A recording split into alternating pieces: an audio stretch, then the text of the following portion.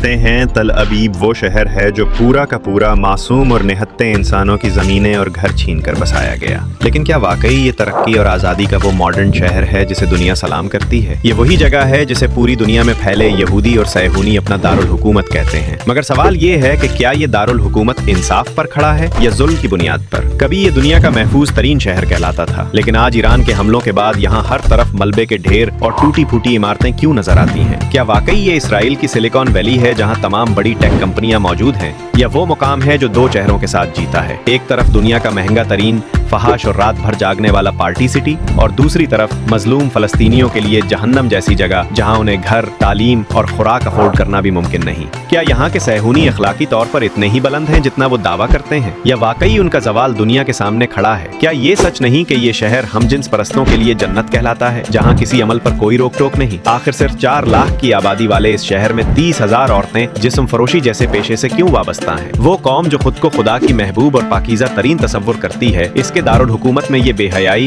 فحاشی اور عریانی کیوں عام ہے؟ یہاں راہ چلتی لڑکیوں کے لباس دیکھ کر انسان یورپ اور امریکہ کو بھی کیوں بھول جائے؟ آخر کیوں بارز، کسینوز اور قہبہ خانے رات بھر بھرے رہتے ہیں، اور وہ بیچز جن پر شرم و حیا کا کوئی تصور نہیں؟ کیا وہاں کسی مسلمان کا جانا واقعی مناسب ہو سکتا ہے؟ پھر وہ جیلیں جن کے بارے میں کہا جاتا ہے کہ اگر کوئی خاتون ان میں چلی جائے تو حاملہ ہو کر ہی واپس آتی ہے، کیا وہ حقیقت ہے یا افسانہ؟ اور وہ اسپتال جہاں فوجیوں کا علاج لڑکیوں کی قربت سے کیا جاتا، آخر یہ نظام کس نے بنایا؟ ہم آج کی ویڈیو میں انہی تمام موضوعات پر بات کریں گے اور جاننے کی کوشش کریں گے کہ کیا واقعی تل ابیب کی یہ چمک دمک، یہ آزادی، یہ فیشن اور یہ ترقی حقیقی ہے، یا اس روشنی کے پیچھے اندھیروں کی ایک ایسی دنیا چھپی ہے جس کا تصور بھی لرزا دینے والا ہے؟ شہر تل ابیب کا کل رقبہ 518 مربع کلومیٹر ہے، جبکہ اس کی آبادی 3,91,000 ہے. تل ابیب کی آبادی مردوں اور عورتوں میں قریب برابر ہے. شہریت کے تازہ شماریاتی اندازوں کے مطابق مردوں کی تعداد تقریباً 49.7% اور عورتوں کی تقریباً 50.3% بنتی ہے، اور مذہبی طور پر یہ شہر واضح اکثریت میں یہودی آبادی پر مشتمل ہے، تقریباً 85 سے 92% کے درمیان مختلف ذرائع کے مطابق، جبکہ عرب، مسلم و مسیحی اور دیگر اقلیتیں مل کر عام طور پر 4 سے 10% بنتی ہیں. یعنی تل ابیب ایک زیادہ تر یہودی مگر نسلی و مذہبی لحاظ سے پھر بھی نسبتاً کاسموپولیٹن شہر ہے. تاہم تل ابیب کے ارد گرد خاصے گنجان آباد علاقے واقع ہیں. تل ابیب کے مضافاتی علاقوں کی آبادی 30 لاکھ سے بھی تجاوز کر جاتی ہے. تل ابیب بحیرہ روم کے مغربی ساحل پر واقع ہے، جو اسے خوبصورت ساحلوں اور سمندری نظاروں کا حامل بناتا ہے. تل ابیب اسرائیل کا اقتصادی مرکز ہے، جسے صہیونی معیشت کی ریڑھ کی ہڈی بھی کہتے ہیں. یہاں اسرائیل کی اسٹاک ایکسچینج اور متعدد بین الاقوامی کمپنیوں کے صدر دفاتر موجود ہیں. دوستو، تل ابیب صرف اسرائیل کا تجارتی مرکز نہیں بلکہ اس ملک کی جدید شناخت بن چکا ہے. یہ وہ شہر ہے جہاں اقوام متحدہ کے مطابق دنیا کی چند مہنگی ترین رہائش گاہیں واقع ہیں، اور نائٹ لائف کے اعتبار سے اسے مشرق وسطیٰ کا سب سے متحرک شہر مانا جاتا ہے. یہاں تقریباً 4 لاکھ سے زائد لوگ رہائش پذیر ہیں، اور دنیا بھر سے ہزاروں سیاح ہر سال یہاں کا رخ کرتے ہیں. سمندر کے کنارے موجود خوبصورت بیچز، اوپن ایئر کلبز اور جدید طرز زندگی تل ابیب کو مغربی دنیا کے کسی بڑے شہر جیسا تاثر دیتے ہیں. مگر اس چمک دمک کے پیچھے ایک تلخ حقیقت بھی چھپی ہے. یہی وہ شہر ہے جو فلسطینی عوام کے زخموں کی یاد تازہ کر دیتا ہے. 1909 سے لے کر آج تک تل ابیب کی وسعت بڑھتی گئی، اور پرانا عرب شہر یافا جو کبھی فلسطینی ثقافت اور تجارت کا مرکز تھا، آہستہ آہستہ اسرائیلی آبادی میں ضم ہو گیا. آفا کے وہ لوگ جو 1948 کی عرب اسرائیل جنگ کے دوران بے گھر ہوئے، آج بھی اپنی زمینوں اور گھروں کی واپسی کا خواب دل میں لیے ہوئے ہیں. اقوام متحدہ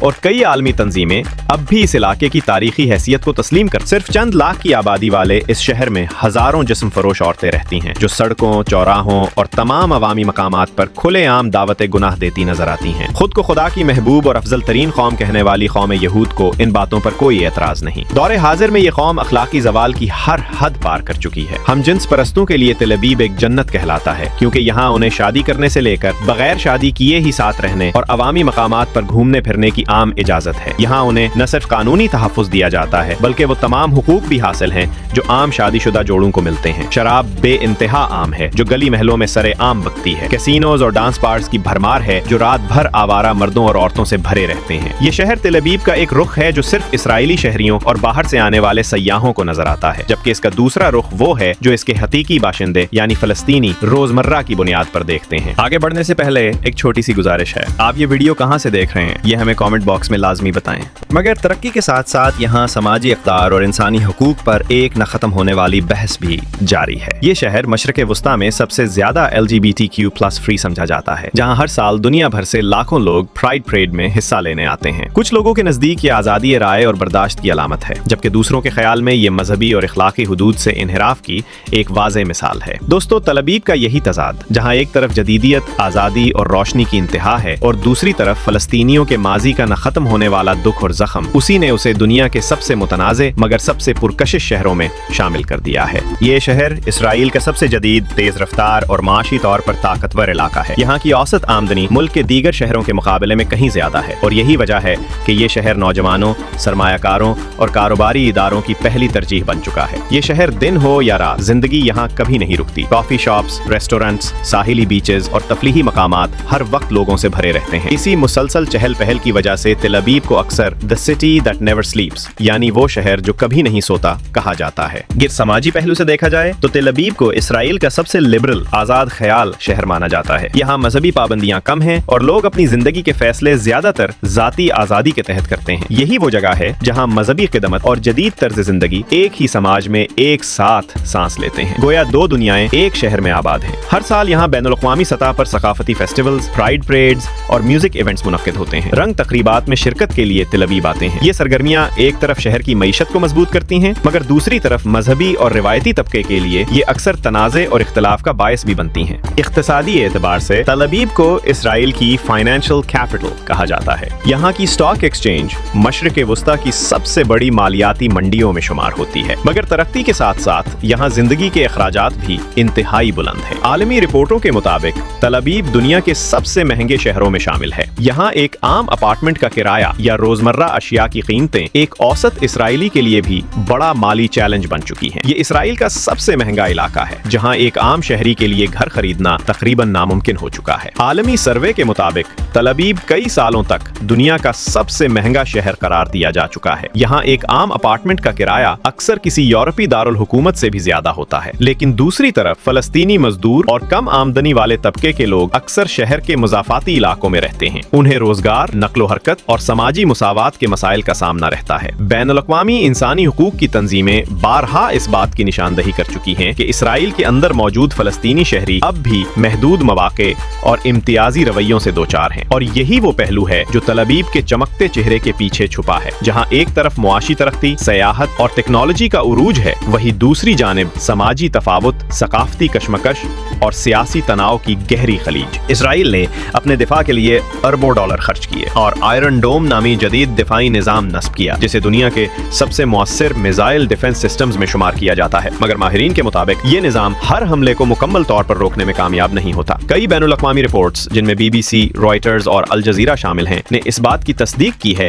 کہ بعض اوقات راکٹ یا میزائل اس دفاعی نظام کو چھلنی کرتے ہوئے شہری علاقوں تک جا پہنچتے ہیں، جس کے نتیجے میں تل ابیب سمیت کئی علاقوں میں جانی و مالی نقصان ہوا۔ اسی دوران ایران اور اسرائیل کے درمیان کشیدگی کے دوران کئی شہروں پر فضائی حملے بھی ہوئے، جن کے اثرات تل ابیب تک محسوس کیے گئے۔ اگرچہ اسرائیلی حکومت کا دعویٰ ہے کہ زیادہ تر حملے ناکام بنا دیے گئے، مگر آزاد ذرائع کے مطابق ان حملوں میں درجنوں عمارتیں جزوی طور پر تباہ ہوئیں۔ دوسری طرف انسانی حقوق کی تنظیمیں جیسے ہیومن رائٹس واچ اور ایمنسٹی انٹرنیشنل بارہا اس بات پر روشنی ڈال چکی ہیں کہ تل ابیب اور دیگر اسرائیلی شہروں میں بسنے والے فلسطینی شہری اکثر امتیازی سلوک، گرفتاریوں اور بعض اوقات تشدد کا شکار بنتے ہیں۔ کچھ رپورٹس میں خواتین قیدیوں کے ساتھ بدسلوکی کے الزامات بھی سامنے آئے، جنہیں اسرائیلی حکومت سختی سے مسترد کرتی ہے، مگر ان الزامات پر بین الاقوامی تحقیقاتی ادارے آج بھی نظر رکھے ہوئے ہیں۔ دوستو، یہ تمام حقائق تل ابیب کے اس پوشیدہ چہرے کو نمایاں کرتے ہیں جو عام طور پر سیاحوں یا عالمی میڈیا میں دکھائی نہیں دیتا۔ یہ وہی شہر ہے جہاں ایک طرف ٹیکنالوجی، سیاحت اور آزادی کی بات کی جاتی ہے، اور دوسری طرف عدم مساوات، خوف اور تنازع کی تلخ حقیقت اپنا سایہ ڈالے ہوئے ہے۔ یہ تضاد ہی تل ابیب کی اصل کہانی ہے، ایک ایسا شہر جو بظاہر روشن، آزاد اور ترقی یافتہ دکھتا ہے، مگر اس کے اندر خوف، سیاست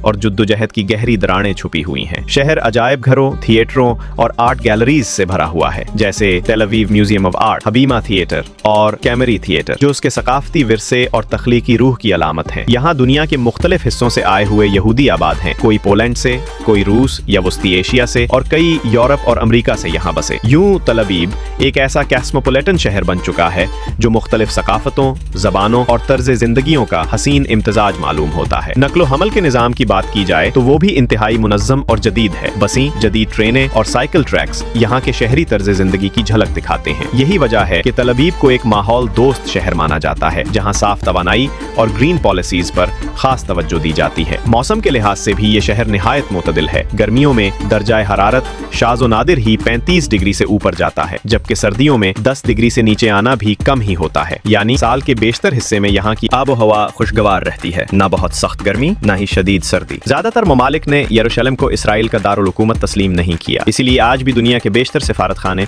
तल अबीब ही में मौजूद हैं। यही वो पहलू है जो इस शहर को इसराइल का मुआशी, सियासी और सिफारती मरकज बना देता है। ताहम दूसरी तरफ कुछ बैनुल अक़वामी रिपोर्ट्स एक और पहलू की निशानदही करती हैं। वो है इजरायली फौजियों में जहनी दबाव और पोस्ट ट्रॉमेटिक स्ट्रेस (PTSD) का बढ़ता हुआ मसला। इन फौजियों के लिए खास बहालियाती मराकज और अस्पताल कायम किए गए हैं, जहां उन्हें नफ्सियाती मदद, थेरेपी और समाजी सपोर्ट फराहम की जाती है। कुछ गैर मुल्की रिपोर्ट्स ने इन प्रोग्रामों के मुतनाज़िक पहलुओं पर सवाल उठाए, लेकिन इसराइली हुकूमत का मौक़िफ़ है कि ये सिर्फ मेंटल हेल्थ थेरेपी के सिस्टम का हिस्सा हैं, न कि किसी गैर अखलाकी सरगर्मी का। अबीब की लड़कियां आमतौर पर मगरबी अंदाज़े फैशन इख्तियार करती हैं, क्योंकि ये शहर इजराइल का सबसे लिबरल और जदीद इलाका समझा जाता है। यहाँ नौजवान खवातीन ज्यादातर आज़ादाना लिबास, जदीद स्टाइल और मगरबी तर्ज जिंदगी अपनाती हैं, जबकि मजहबी तबके की खवातीन अब भी रिवायती और मुख्तात लिबास पहनती हैं। तो दोस्तों, ये थी दुनिया के गासिब और साम्राजी शहर तल अबीब की कहानी। ये अगर आपके इल्म में इजाफे का बायस बनी है तो उसे लाइक जरूर कीजिएगा। जबकि नए आने वालों से एक मर्तबा फिर ये गुजारिश करूंगा कि अगर चैनल को सब्सक्राइब नहीं किया